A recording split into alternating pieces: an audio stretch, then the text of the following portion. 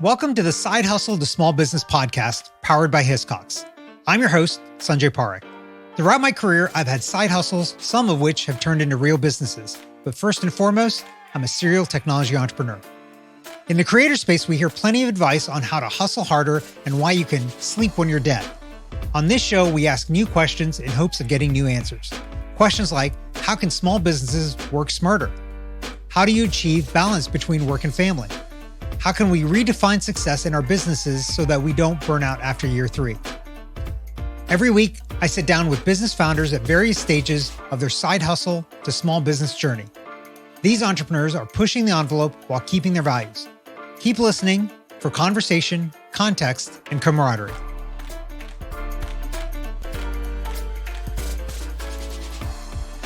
Today's guest is Winnifred Tataw, an author and the founder of Wins Books Publishing. She started her company as a way to publish her own books. Winnifred, welcome to the show.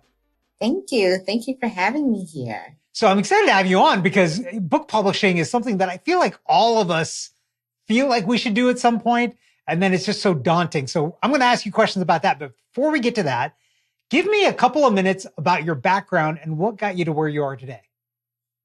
Yes. So I have been writing for most of, if not all my life, and I've been doing it professionally for about 8 years and publishing my written work for about 5 years. And I started doing my series called the God Science series, where it's about fantasy, family dynamics, and all that mixed in with childhood trauma, which is fun. And with that, after I started, of course, the pandemic happened. So everyone was at home. I was at home, and I wanted to find new ways and interesting ways to support the indie publishing community. And I found that through doing interviews and spotlights. And that's what really kickstarted Wins Books. Not just for me, but for other authors, and also as its own business to support authors. And with that, as I continue to grow, meet new authors, meet new writers, some of them were like, hey, you're good at this. Can you publish my stories? Can you publish my manuscripts? And I was like, I hope so. I could try. Kind of like that when the market is telling you what to do, and then you just have to figure it out. So is this the first time you've done something entrepreneurial, or are there any other entrepreneurs in the family? Yeah, I think I'm kind of a lone, homage to Texas, a lone star in that, in that front. A lot of my family here in America and back home have had smaller businesses, but it hasn't been as, I say, proactive or robust as I have done, where I kind of do everything all the time. Yeah. Most of my family are doctors and nurses, and then the occasional, also pastors too. It's a big job market in my family, it seems. So I really did kind of branch out from the norm. Yeah. Well, what was the reaction of the family when you were like, yeah, I'm going to go do this other weird thing that's not like any of y'all? What do they have to say about that? So my immediate family, so my parents were very much like, yes, do this. We got you. They've always been the outliers because my dad is an auto technician, and then my mom was in the military. So they already weren't in the mold themselves. So it was very easy for them to be like, yeah, we support you. And I'm like, okay, I'm going to go draw and paint pretty pictures. They're like, do it. And I'm like, okay, I'm going to go write about dragons and time travel. They're like, do it. And I'm like, okay. But my extended family was very much like, okay, okay, if it works. it was a lot of like, all right, that's different. But how are you going to make money exactly? Yeah, that was where it was usually like teetering. Like no one wanted to ask because it's impolite, but they're right. Like, but is it? Can you? I mean, will you be able to feed yourself, kind of, sort of, maybe, or So who exactly are you going to be living with during all of this? Yeah. yeah. That's most people, I think, that don't understand us as entrepreneurs and kind of the journey that we're on and the things that there are valuable things that we do that people will pay us for. Just because you don't see it doesn't Yes. mean it's not true. So okay. So you had all these people asking you to, hey, can you publish? So is that how the business started, or like how did you figure out how to start this thing and figure out the publishing process and all of that for yourself? Yeah, so what I really did, I kind of used myself as a guinea pig. I started publishing in 2019. I published my first book in January of 2019. And I had no clue what I was doing. And I thought, you know what? All I got to do is put it out there. I'm going to be a bestseller. I'm going to be sitting on millions in 2 weeks. Easy peasy, because it happens to everybody. And then 2 weeks came, and then February came, and then March came, and I'm like, what did I not do? What happened? I'm not a millionaire yet. I haven't made all the like, magazines and brand deals. Like, I'm so confused. And ironically, as a marketing major, I should have known that you have to market your book, which I was like, oh no. I'm the only person who published a book in January of 2019. Surely everybody was going to see my book out of the only fantasy novel that was published in January of 2019. I was the only one, clearly. So I had to go back to the drawing board. We've been waiting 5 years to get you on the podcast because we saw that book in January 29. We're like, Winnifred at some point is going to get on the podcast. So clearly that's true. So, okay. Yeah. So 6 weeks passed. You were not a millionaire in 6 weeks. So what did you do? So I slightly freaked out. I was like, what am I supposed to do? But then another layer is I was also in college at this time. So I was like, well, let me finish finals and then I'll get back to this. And once I did that, I started doing research. I said, okay, I have to market. What do I do when I market? You got to research. Started researching what I needed to do and realized, okay, this is going to be an investment I need to make. And I had to sit down with myself and think, do I want to make the investment to start this venture? Or do I want to just put it out there and maybe, family and friends, I send them a book, they pay me my $10, $20. Maybe I do a few, like a workshop and I sell like maybe 5, and, go about my day. Or did I really want to create a business that is sustainable and a career path for myself? So I gave myself to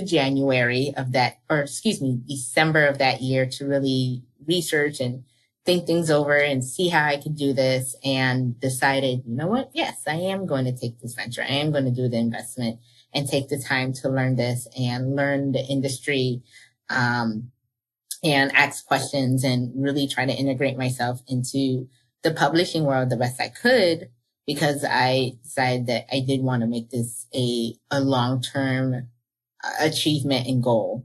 Right. Yeah. So tell me a little bit, you kind of touched upon it before. Tell me like the plot or kind of the theory of the books that you write yourself. So it's dragons and time travel. Those two things mostly, I guess, go together, but generally tell me the arena that you're working in. Yes. So I write mainly fantasy and sci-fi. And it's set in the modern world. And I have a mythology system of 4 gods, the god of time, space, death, and life. And they have acolytes who are their children of Earth that kind of help them make sure the world doesn't explode in layman's terms. And the story follows the main character, Roderick, or one of the main characters, Roderick. He's also a prince and also the acolyte of time. And Roderick has had everything but the kitchen sink thrown at him since he was a baby. He has very bad parents and he's struggled with dealing with societal pressures of being a prince and then also being the time acolyte and then also being the middle child. So he's just literally had everything. I've thrown everything but the conditioning at that poor man's head. And he, so the story follows him and another princess named Princess Arcelia as they kind of navigate their early 20s and healing traumas of childhood, of family, themes of forgiveness, themes of, you can be raised by the same two parents and have a completely different childhood from your siblings. And, seeing those dynamics, seeing sibling and dynamics as they get older. How do you stay connected? How do you guys bond without it being through the traumas you've experienced from your parents? So a lot of the, behind the fantasy and the dragons and the time travel, it is a lot about those familial themes and connections and how they interwork with ourselves and how they really navigate and make us who we are and what choices we make in life. Yeah. So how did you, so you've written these books and then decided to then start doing this for other people as a publishing house. How did you make that transition for yourself? Because I think it's a very different skill set being an author versus being a publisher, right? Yes. So I've always been very organized and always been very okay, these are the steps I need to take to, create a book, to do this, to edit. And at the time I was still doing workshops with other writers and authors to, how to set up a plot, how to write a strong character. So doing that, and then in lieu of also doing the spotlights and always being the person people are like, hey, I'm a new author. I was sent to you to get some advice. So with that came authors or writers who were like, hey, you seem to know what you're doing from point A to Z. Can you do this for me? Because I don't know what I'm doing. And I feel like I'm going to get screwed over if I go to somebody else. Yeah. So I decided, I was like, okay, I, did this for myself. I self-published. I cannot do that for other people. I have to have other people doing the editing. I have to have other people doing the book covers. It could have been easy for me to say, oh yeah, I can take on all these different authors and writers and I do everything myself. And I market and I edit and I format and I distribute. And I said, absolutely not, because I hate doing it for just me. So imagine doing it for 1, 2, 3, 4, 8, 10. I said, absolutely not. So what I did, I took about 6 months to really build a team of everybody from, I call them pre-publishing content to the publication process and then to post-publication process. And make sure there was someone in each role of that. So we have editors, we have book cover designers, we have marketers, PR. It's not just Winnie doing everything, because I hate doing everything for just my book. So I was like, Why would I do that for someone else? And I'm so thankful I didn't do it by myself, because I love keeping track of everyone and I can do that. But I just, trying to just imagine myself trying to complete 3 different manuscripts and edit them all in the same month sounds horrendous. And I was like, it's a good thing I did not decide to do this on my own. So how do you differentiate yourself then from other publishers, either indie publishers or kind of big name label publishers? What's the difference? I think one of the main differences is I am an author myself, and I published before I started the company, and I was asked to do it. A lot of publishers and indie publishers usually, they see a need and they're like, you know what, I'm going to take this on, versus me.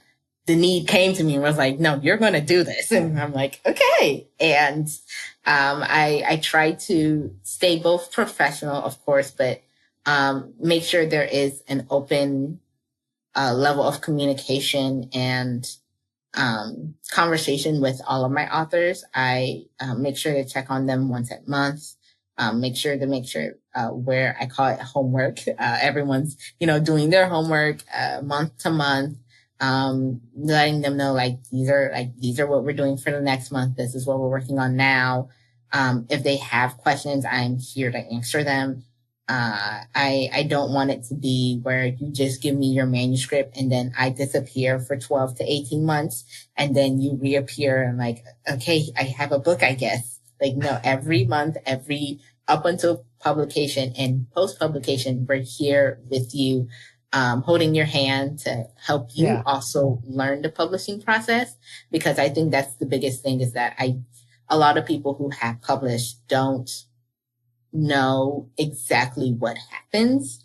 Not everybody, but some people who, if you ask them who's your editor and what type of editing they did, they'll be like, I don't know, they just fixed my grammar, I guess. So I really, I really wanted to make sure my authors knew the process from A to Z and knew what was happening, how it's happening, and, be informed. So if they do decide to publish elsewhere, or go with a bigger publisher in the future, or decide to self-publish, but I have not gotten anyone who wants to do that. They're like, no, Winnie, you got this. But, they are well-informed and they understand what to ask and what to expect from the process. Yeah. How many authors are you working at any point in time? What's the number? So right now we're at 8. And we close submissions. So submissions, we opened them officially this year in April and we closed them in October. So from April to October is when we have submissions for manuscripts. And yes, usually it's anywhere from 8 to 15 authors I'm either helping publish or working with or talking to. And that's just if they're doing the full publishing process. Others who maybe say just doing marketing or editing, it can get up to about 20 at one quarter of a time. So it's always, there's never a dull moment for Win's books. So the authors that you're working with, are they all in the same genre of stories as you, or what's the genre that you cover? So ironically, I'm still the only fantasy author in and I feel it's the only one that does it, as we remember from January of 2019. That's true. I'm the only one since 2019. I keep forgetting, but I always look at it. I'm like, well, I hope no other fantasy authors are you go onto the Win's Book Publishing website and it's just pink glitter and sparkle. And, and then you see memoirs and you see romance and you see thrillers and you see just one fantasy author and you're like, I don't think she really is open to publishing other fantasy authors outside of me. And I'm like, no, y'all are also welcome.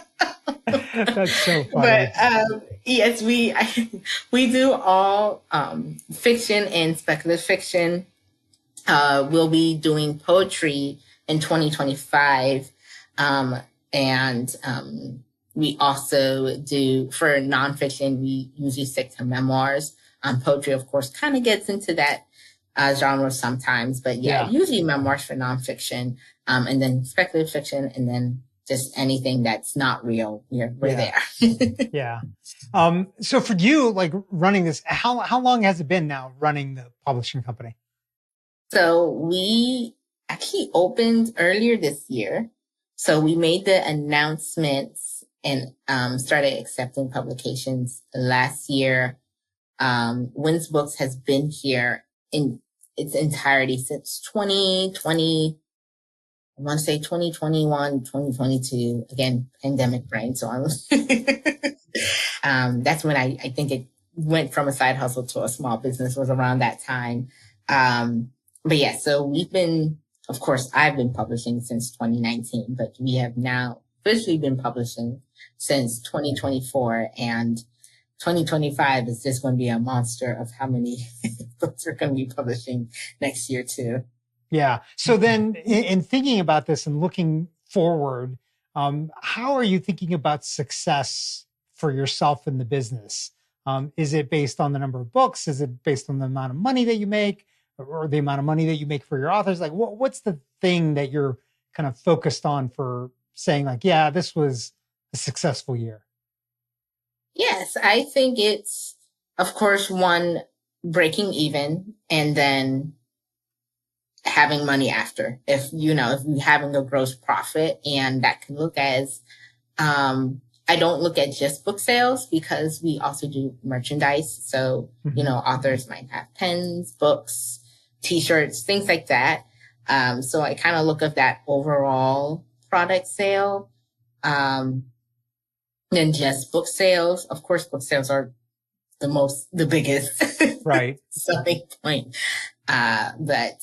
And I can't really count authors, because if one author sells 1,000 books and then one sells 200, that's only two authors, but you just sold 1,200 books. So, I definitely do love our small, ever growing, growing a lot faster than I expected, band of authors. And, but yeah, just to stay on track, I think that's really how I calculate that we are having a successful year, is that making sure that all of our overhead costs are being covered. We're not in the red anytime ever. And thankfully, so far, we haven't been in the red since we, got our LLC and started to be a full-time small business. And with every year, I hope to just double what we made last year. So fingers crossed that happens. Yeah. So let's switch gears a little bit, talk about the stress of managing a business and kind of juggling all of these things. How do you think about that for yourself? And how do you think about boundaries for yourself as well in terms of the business? I think it's hard. Sometimes it's fairly easy when we're not doing a lot of, say, events and workshops and meetings. So some months it's easy to be like, okay, yeah, Monday through Friday, we're not really doing anything Saturday or Sunday. We can keep it simple, keep it cute, keep it short and sweet. And then you have months like our July and our April and May, where we were traveling every weekend, and we were interviewing and talking to other authors almost every other day, scheduling things, onboarding new people to Wins Books. And, it's harder to keep that, I would say, work-life balance, because you just have so much. But what I do is, like, if I do have those busier months, I try to make sure that the next month, it's as slow as we can be. We're going at a turtle pace where it's just maybe one event for the full month. And then it's really just check-ins with authors. So again, we can pace ourselves, because I found out if I try to go, and just hopefully get to like holiday season, I am stressed, tired, and I'm sick of everyone. I'm sick of books. I'm sick of writing. And that doesn't do well for anybody. So usually I try to make sure we do, of course, stick to our Monday through Friday schedule. But if, life happens, things happen, hurricanes happen. So sometimes things get pushed back. So I try to, if we are really busy one week, then the next week or the week after, I try to make sure we at least have that space or time for everyone to breathe. So, I'm not getting overwhelmed, and then no one who's working on books, or even the writers too, are getting overwhelmed with a copious amount of work too. Yeah. Is there, so you've been doing this for a little while. If you could go back in time and do something differently, is there something that stands out to you that you're like, oh, I wish I could have done this a different way now that I know what I know? Oh, yeah. It definitely would be actually marketing the book when it's getting published. And not just making 2 posts on Facebook and closing my computer and thinking that was it. 6 weeks, millionaire. It's a done deal. Yeah. It would actually be making out a strategic marketing plan and, following through with it. I think that was any author, whether you are traditionally published, whether you are hybrid or indie published, you are going to, in some way, shape, or form, going to have to market your work.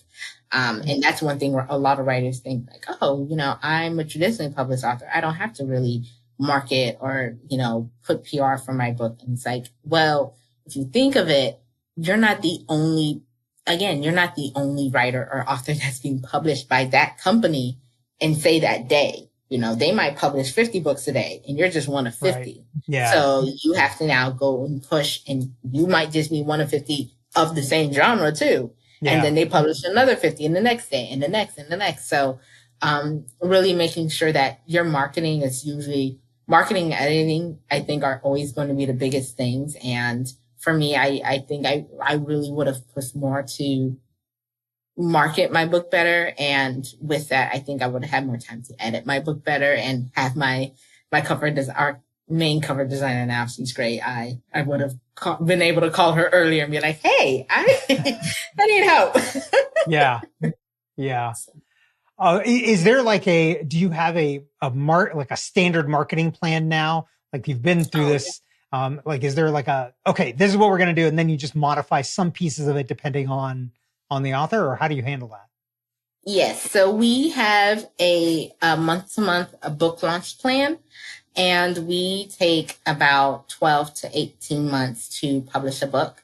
And with every month, it's something new. So every author has the same components, but they just might be mixed in different ways. So one author, and the first 2 months, they'll be doing their cover design.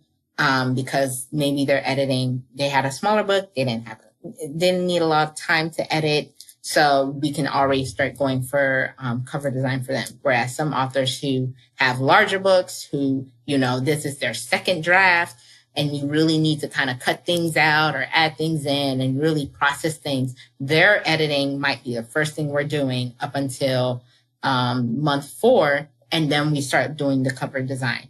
And then you have some authors where they're doing it in tandem. So every month we're kind of flip-flopping. Okay, now we've done this. Now we can start on this. So every author does get a marketing or book launch plan. And they, again, all have the same components, but they're all catered to that manuscript and its needs, and then also the author's needs too. Yeah, that makes sense. Okay. Last question for you. What would you tell somebody who's thinking about taking the leap and turning their side hustle into a full-time business like you? Not necessarily publishing, could be anything. What advice would you give? I would definitely say do your research first. See if your side hustle is something that you can scale. If it is making hair bow pins for guinea pigs, research that market and see if that's the thing that you can, if you want it to be your full-time gig and your full-time income, do you think with the market, can you scale out to making hair bow pins for guinea pigs to be a long-term investment? I don't own a guinea pig, so I don't know why I picked that example. But, after you do that research, really hone in and see what parts of, the whole business are you comfortable with doing? Do you want to do just overhead? Do you want to also do production? Do you want to help with distribution? And see if you need to do this by yourself. If you need to bring on a partner, do you have time? So see what parts that you think you can handle, and how much of that you can handle. And then, go from there. I think it's, everyone,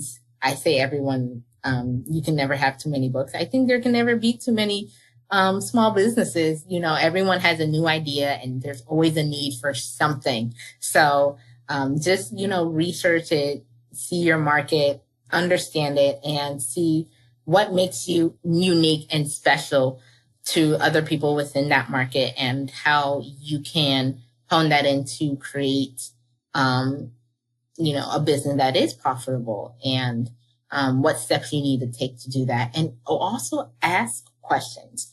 I think people are afraid to ask questions, but don't be afraid to ask questions. I promise you, I can't say no one, but, most people are happy to answer questions.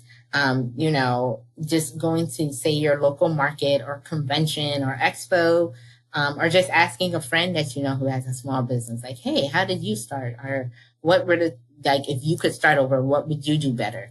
I think, or listening to podcasts like these. I think that can also really help you better situate yourself if you want to, again, take time and really invest in that hard work to make it work.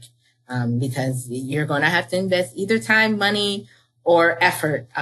Usually all three. So just make sure if you want to really do this, make sure you're gung ho on making sure it's going to be successful. You have to do it. Winnie, this has been fantastic. Where can our listeners find and connect with you online? Yes, so I am pretty much everywhere at Wins Books. So WINS Books at Instagram, Facebook, Twitter, or X, Pinterest, YouTube, everywhere, TikTok.